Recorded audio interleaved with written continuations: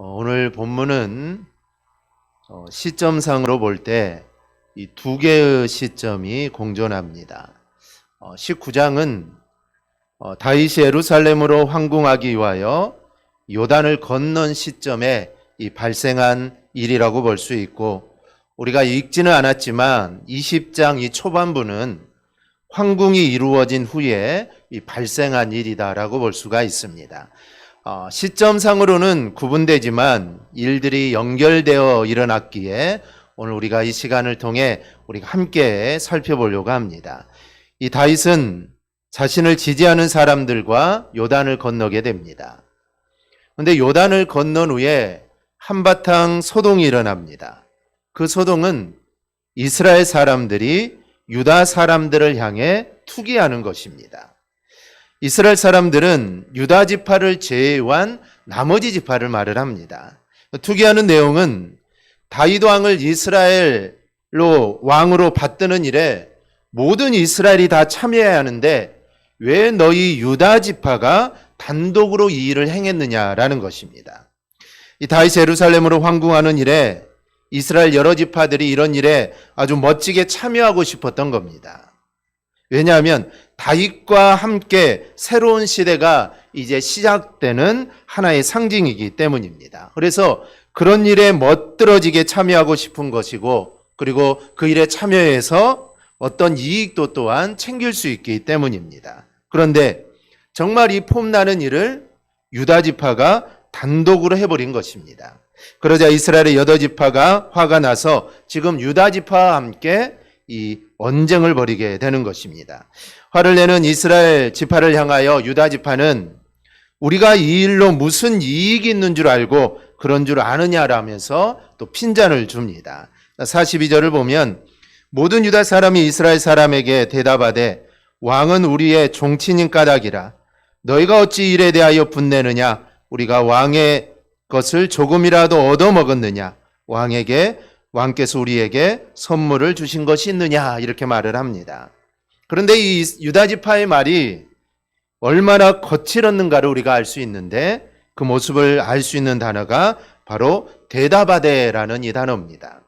이 동사는 전쟁에서 병사들이 외치는 것이나 또 사막에서 맹수가 부르짖는 것을 표현할 때 쓰는 단어가 이 대답하되라는 것입니다. 그래서 그냥 물었을 때 그냥 평상시 같이 대답하는 것이 아니라 마치 맹수가 울부짖듯이, 마치 병사들이 싸움터에 나가서 마치 소리 지르듯이 지금 유다 지파가 이야기하는 것입니다. 정일은 이스라엘 지파의 항의에 대한 유다 지파의 대답이 매우 거칠었다는 것을 알 수 있습니다. 같은 민족이니 충분히 부드럽게 말할 수도 있습니다. 좋게 말할 수도 있는데 그렇지 않았다라는 것입니다. 또한 유다 지파는 자신들이 종친이기 때문에 이렇게 한 거다라고 이야기를 합니다. 유다 지파는 다윗이 유다 지파 출신이라는 것을 앞세워서 마땅히 자신들이 왕을 호위해서 황궁을 진행할 자격이 자신들에게 있다라고 말하는 것입니다. 그러자 이스라엘 지파들은 자신들은 열이라고 합니다. 이것은 열 지파를 말하는 것인데 이 말은 자신들이 더 많은 부분을 차지하고 있다라는 것이죠. 즉 이스라엘 지파가 12지파인데 자신들은 10지파를 이루고 있으니 자신들의 지파가 더 많은 부분을 차지하고 있다라는 것을 강조하는 것입니다. 그러니 유다 지파 혼자 이 일을 하는 것이 아니라 자신들과 합의를 했어야 한다라는 이야기입니다. 이런 상황을 보면 유다와 이스라엘 간의 갈등 양상이 어디까지 와 있는가를 우리가 알 수가 있습니다. 이스라엘이 북왕국과 남유다로 갈라지는 것은 다윗과 솔로몬 이후의 일입니다. 아직은 나라가 나누어지지 않은 상태죠. 이 솔로몬의 아들 르호보암이 즉위를 할 때 그 당시 르호보암은 인격적으로 성숙하지를 못했습니다. 그래서 노인들 즉 연로들의 말을 듣지 못하고 젊은 사람들의 말을 들어서 그들에게 대답을 해서 여로보암이 10지파를 분리하여 나라를 세우게 되죠. 하지만 나라가 나누어진 직접적인 원인은 이 솔로몬에게 있습니다. 이 솔로몬이 처음에는 하나님 말씀에 순종을 했습니다. 그러다가 나중에는 많은 이방 여인을 맞이하고 나면서부터 그의 마음이 하나님을 떠나게 되죠.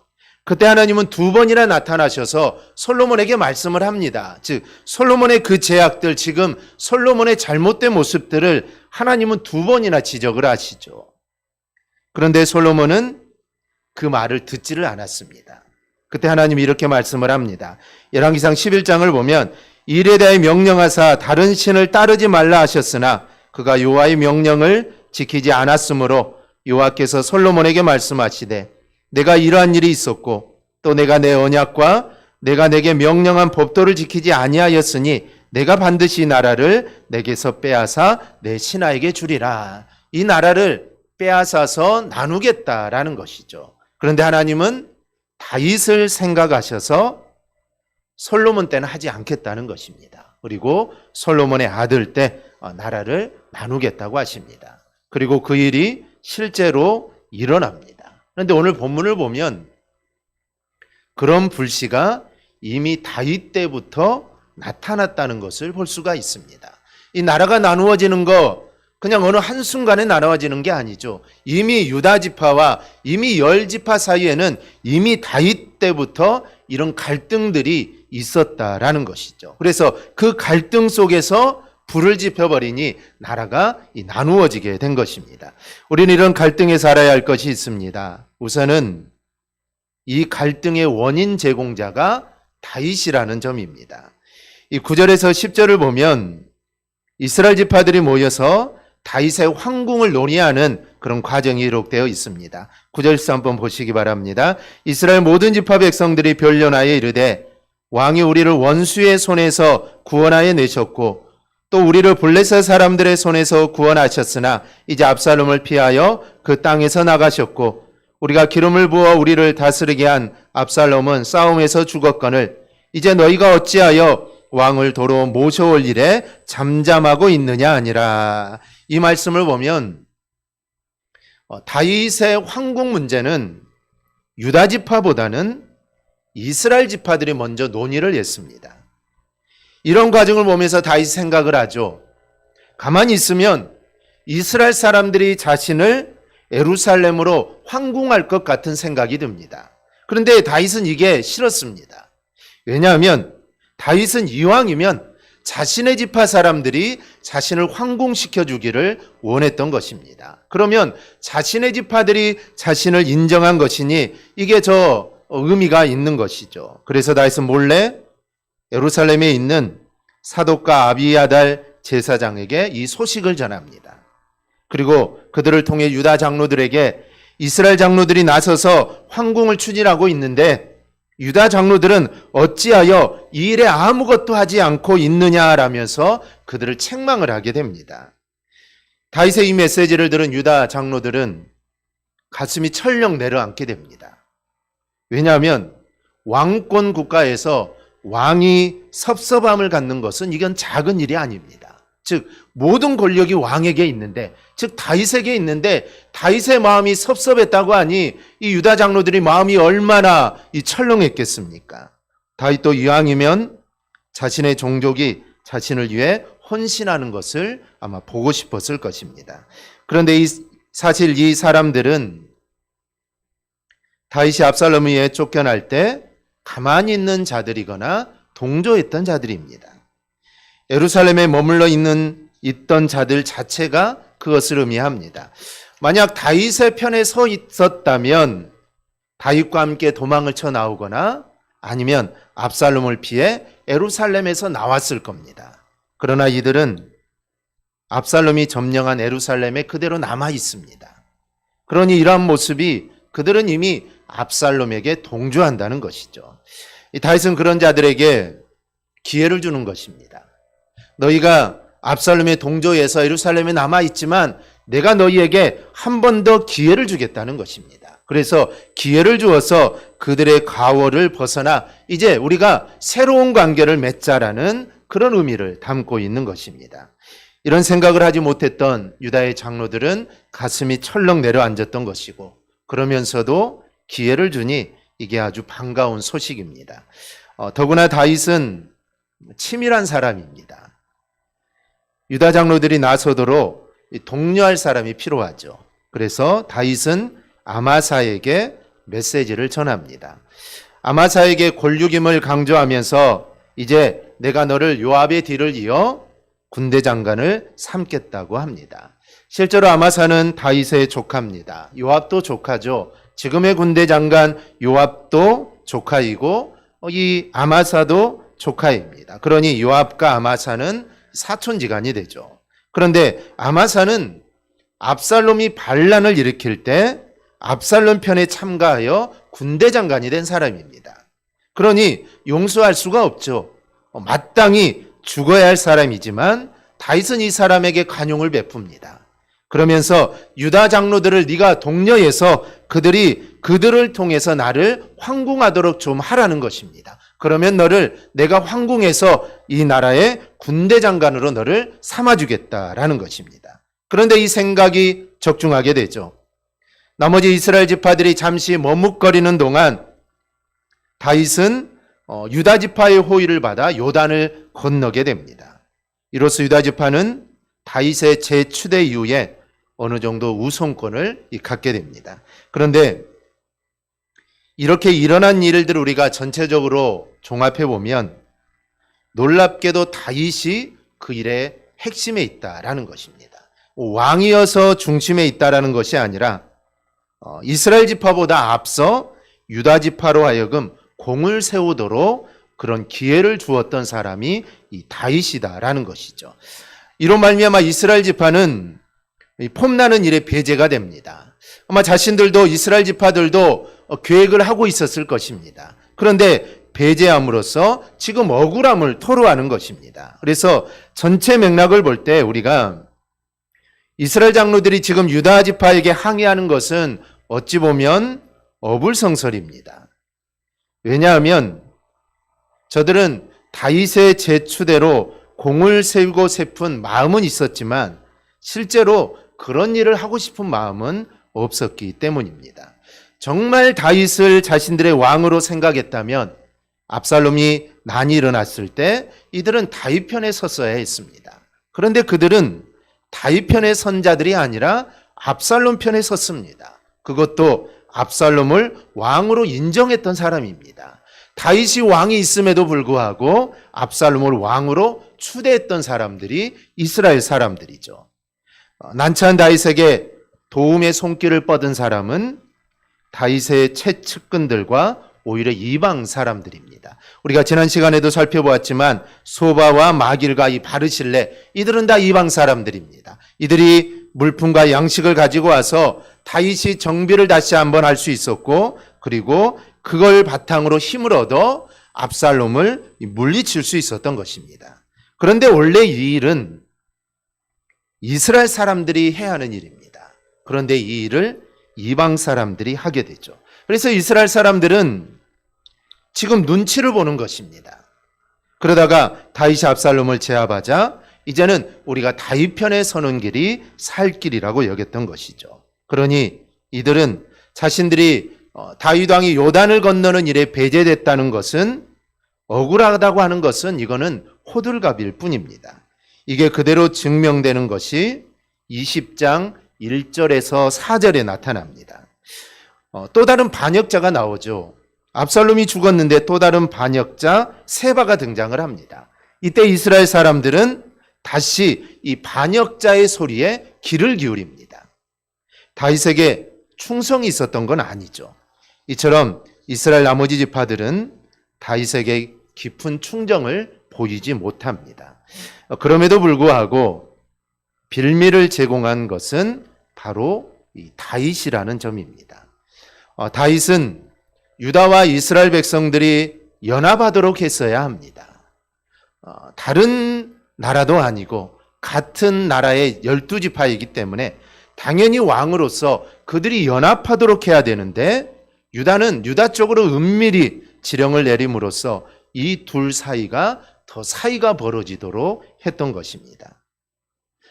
팔은 안으로 굽는다고 하는데 다윗이 당연히 유다 지파를 생각하는 것은 인지상정이지만 그래도 다윗은 유다와 이스라엘을 통합하려는 생각을 했어야 합니다. 그런데 다윗은 유다를 은근히 부추김으로써 이 둘 사이가 더 벌어지게 했던 것입니다. 우리는 다윗이 하나님의 사람으로 얼마나 위대한가를 우리는 이야기합니다. 그래서 그의 실수나 잘못을 외면하고 또 다루더라도 우리는 작게 다루려고 합니다. 그런데 사무엘 기자는 이 다윗을 중심으로 구원의 역사가 이루어지고 있지만 이 다윗의 과오에 대해서는 덮지 않고 다 드러내고 있습니다. 압살롬의 반역도 다윗이 밧세바를 취한 것에 대한 징계의 성격이라는 것을 보여주고 있습니다. 그리고 본문에 나오는 유다 지파와 나머지 이스라엘 지파의 반목도 다윗의 일정 부분의 역할을 하고 있다는 것을 이렇게 보여주고 있습니다. 우리는 이러한 사실을 보면서 어떤 한 사람에게 지나치게 주목하는 것을 우리는 주의해야 합니다. 그의 좋은 신앙 인격을 따르는 것을 넘어서 그를 신격화하거나 맹목적으로 따르는 맹신의 모습을 우리가 보여서는 절대로 안 됩니다. 요즘 기독교가 세상 사람들로부터 외면을 당하는 이유가 바로 여기에 있습니다. 특정 목회자를 맹신함으로써 건전한 비판력을 잃어버리게 됩니다. 그래서 그 목사의 말은 무조건 옳다는 것이죠. 그래서 하나님의 뜻이 아니라 인간의 뜻이 판을 치게 되는 경우가 많습니다.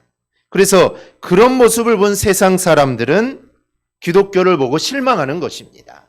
이성적으로 생각했을 때, 이성의 눈으로 봤을 때 이거는 아닌데 맹목적으로 따르는 모습들이 너무나 많다는 것이죠. 이단은 당연하겠지만 이단을 넘어서 이단이 아닌데도 그런 모습들이 종종 나타납니다. 그래서 세상 사람들이 실망하는 것이죠. 여러분, 사람은 완벽할 수 없습니다. 아무리 위대하더라도 실수가 있습니다. 아무리 위대하더라도 잘못된 선택을 할 수 있습니다. 완벽하게 믿을 수 있는 사람은 이 세상에 없다라는 것이죠. 이런 말이 있습니다. 사람은 믿을 존재가 아니라 사랑의 존재이다라는 것이죠. 사람은 완벽하지 않기 때문에 이 사람을 너무 믿어서는 안 됩니다. 너무 믿어서는 안 되죠. 그러니까 그냥 사랑해주면 됩니다. 그러면 나를 아프게 해도 나를 힘들게 해도 이해할 수 있습니다. 즉 사랑하는 마음으로 바라보면 다 이해가 되죠. 연인이 사랑하면 다 이해가 됩니다. 아무리 잘못해도 다 이해가 되죠. 그것은 사랑하기 때문입니다. 그런데 사랑이 아니라 믿음을 가지고 있으면 이 믿는 것이 이루어지지 않게 되자 실망하게 됩니다. 그리고 그러다 보면 미움이 생기게 되죠. 그러므로 사랑의 마음으로 모든 사람을 우리는 바라봐야 합니다. 너무 믿을 것이 아니라, 그 사람을 너무 믿을 것이 아니라 그냥 사랑으로 그 사람을 대해주면 됩니다. 그러면 다 이해가 됩니다. 저는 다윗이 끝까지 성군이 될 수 있는 이유는 그가 능력이 많아서가 아니라고 생각을 합니다. 다윗의 삶을 보면 그는 하나님 앞에 수많은 죄를 지었습니다. 어찌 보면 성경에 나온 인물들 중에 이 다윗처럼 많은 죄, 다윗처럼 그런 심각한 죄를 지은 사람 찾아보기 힘들 것입니다. 수많은 죄를 지었고 그것도 정말 큰 죄를 지었던 사람이 다윗입니다. 그런데 다윗은 자신의 죄가 드러날 때 그는 항상 하나님 앞에 엎드렸습니다. 즉 자신의 부족함을 알았던 사람이 다윗입니다. 바로 그런 모습이 바로 하나님께 쓰임받는 모습입니다. 오늘 본문을 통해 유다와 이스라엘 반목이 다윗으로 올라가 있다라는 것을 우리가 살펴보면서 우리는 모두 하나님 앞에 또 죄인이라는 사실을, 그래서 우리는 하나님 앞에 정말 겸손할 수밖에 없다는 사실을 우리가 생각해 볼 수 있기를 바랍니다. 또 하나는 이 다윗이 연속하여 혼란을 맞게 됩니다. 그것은 베냐민 사람 비그리의 아들 세바를 통해서 나타납니다. 20장 1절을 보면 그를 불량배라고 하는데 그가 나팔을 불면서 외칩니다. 여기서 나팔을 의미하는 단어는 소파르인데 이는 순양의 뿔로 만들어진 관악기를 의미합니다. 이는 다른 동물의 뿔로 만든 케렌처럼 연주를 위한 악기가 아니라 신호 전달을 위한 도구입니다. 그래서 오늘 이 세바가 불렀던 이 나팔은 전투에서 적이 오는 것을 알리거나 또 군대로 하여금 이제 무기를 갖추어라. 이제 곧 전쟁이 시작되니 무기를 들어라. 그리고 공격 명령을 내릴 때 아니면 이제 공격을 중지해라. 이럴 때 사용하는 나팔이 오늘 세바가 불렀던 이 쇼파르라는 나팔입니다. 그러므로 이 세바가 나팔을 불었다는 것은 군사를 일으켜 다윗에게 대항했다는 것입니다. 그냥 연주를 하는 나팔을 분 것이 아니라 이제 우리가 반란을 일으킨다는 것이죠. 군사들이 모이라는 것이고 이제 무기를 들고 그리고 다윗을 대항해라 라는 것입니다. 그런데 공교롭게도 이번에도 베냐민 사람입니다. 사울 왕가의 몰락 이후 베냐민 사람들은 다윗에게 적대적인 모습을 많이 드러내고 있습니다. 이 베냐민 사람 시므이와 세바는 다윗이 도망가는 처지가 있을 때 또 다윗이 강성했을 때 보이는 모습이 달랐습니다. 이 베냐민 사람들은 다윗이 강할 때는 기죽은 듯이 있다가 다윗에게 무언가 약한 점이 보이면 고개를 들게 됩니다. 이번에 나팔을 불며 군사적 반란을 일으킨 인물도 베냐민 사람입니다. 1, 2절을 보면 그는 나팔을 불며 이르기를 다윗과 나를 분기시 무엇이겠느냐라고 합니다. 또 이세 아들에게서 받을 유산이 있겠느냐? 그러면서 이스라엘로 각각 자기의 장막으로 돌아가라라고 합니다. 유다 지파, 이스라엘 지파의 갈등을 보면서 그 사이를 더욱 흔들고 있는 것입니다. 그래서 유다 지파는 몰라도 그래도 유다 지파는 다윗 지파이기 때문에 그 지파는 몰라도 이스라엘 지파는 다윗에게서 멀어지게 만들고 있습니다. 실제로 그의 말대로 이스라엘 사람들은 다 흩어져서 자기의 지파에게로 돌아갑니다. 이런 모습은 이스라엘 지파는 다윗에 대한 충성심으로 나온 게 아닙니다. 다윗에 대한 충성심으로 나온 게 아니라 실리를 따지기 위해 나온 것이죠. 왕이 되었으니 그래도 왕 곁에 있어야 된다는 것이죠. 그런데 다시 반란이 일어나니 야 우리가 이제 다시 가자는 것입니다. 다윗이 이길지 아니면 반란군이 이길지 알 수 없으니 우리는 다시 집으로 돌아가자라는 것이죠. 세바는 바로 이 틈을 이용하고 있는 것입니다. 우리가 명심해야 할 게 바로 이런 부분입니다. 우리의 틈을 노리는 자들은 언제 어디서든지 나타납니다. 우리가 잘할 때는 기죽은 듯이 숨어 있지만 우리에게 작은 틈이라도 하나 생기면 기가 막힌 듯 그것을 찾아내서 문제를 일으킵니다. 다윗이 이스라엘과 유다 사이에 균형 잡힌 모습을 제대로 갖추지 못하자 이 세바라는 자가 바로 그 사이를 비집고 들어온 것입니다. 그래서 성도는 가능한 한 철저하게 살아야 합니다. 성도가 모든 부분에서 완벽할 수는 없습니다. 그럴 수 있는 존재는 하나님밖에 없죠. 하지만 성도는 작은 틈을 허술하게 보여서는 안 되는 것입니다. 베드로 사도는 막에 오는 사자같이 두루 다니며 삼킬 자를 찾는다고 했습니다. 틈이 보이는 순간 우리는 사단의 밥이 되는 것입니다. 안타깝게도 본인은 아니지만 다윗이 이스라엘과 유다를 추스르지 못함으로 사단에게 빌미를 제공하는 역할을 바로 했던 것입니다. 그런데 여기서 우리가 생각해 볼 또 하나는 이 세바 같은 인물이 나섰다는 점입니다. 왜냐하면 그에 대해 설명하는 것은 단 두 가지인데 하나는 베냐민 사람이라는 것이고 다른 하나는 불량배라는 것입니다. 깡패라는 것이도 거리를 껄렁껄렁하게 지나다니는 그런 깡패와 같은 자입니다. 이 사람은 어떤 대단한 인물이 아닙니다. 어떤 높은 지위에 있는 사람도 아닙니다. 이스라엘 지파의 그 우두머리도 아닙니다. 그냥 그는 사회에 해악을 끼치는 악하고 부패한 인간입니다. 이런 인간이 반역을 했다면 아주 치밀한 계획을 세웠을까요? 아닙니다. 이런 사람은 치밀한 계획을 세울 수가 없습니다. 높은 사람이나 되어야지 사람들을 모으고 계략을 세우고 그렇게 해서 반란을 할 건데 이 사람은 그냥 불량배입니다. 그냥 깡패입니다. 그러니 치밀한 계획을 세울 수가 없습니다. 이 사람은 늘 문제만 일으키던 자입니다. 그런데 때마침 이스라엘과 유다 간의 불화가 이런 자에게 일정한 기회를 준 것입니다. 이 사건을 통해 우리가 하나님 앞에서 깨어있지 않으면 아주 하찮은 사람이나 사건에 의해 우리가 웃음거리가 될 수 있다는 사실을 우리는 기억해야 합니다. 우리는 대단한 것에 대해서는 아주 철두철미하게 준비를 합니다.